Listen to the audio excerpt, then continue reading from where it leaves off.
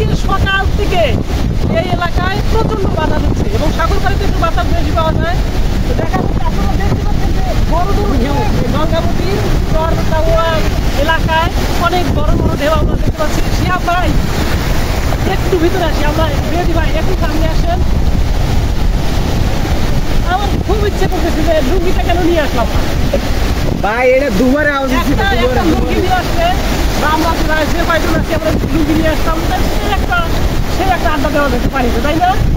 জি ভাই, সময় হলো না, বরং পানি খেতে ঘন্টা ভাই এটা যে ঝিনুক পাওয়া যাবে, ঝিনুক ঝিনুক পাওয়া যাবে না? জি ভাই,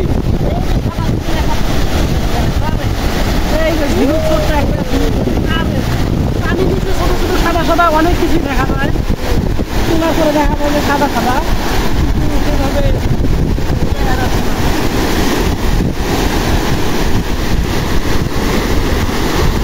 হ্যাঁ ভাই, পানির নিচে হাত দিয়ে আমি মাছ ধরার চেষ্টা করি না, এভাবে মাছ ধরা যায় না।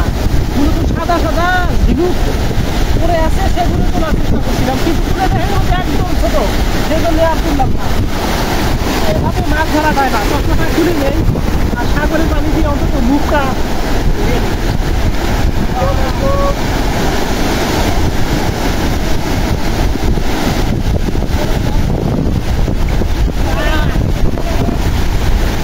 সাগরের লবণাক্ত পানি,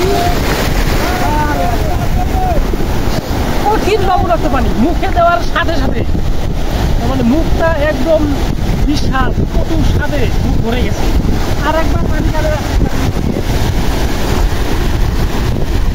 এই পানি আমরা অভ্যস্ত যেহেতু না, আমরা এই পানিটা মুখে রাখতেও কষ্ট হয়।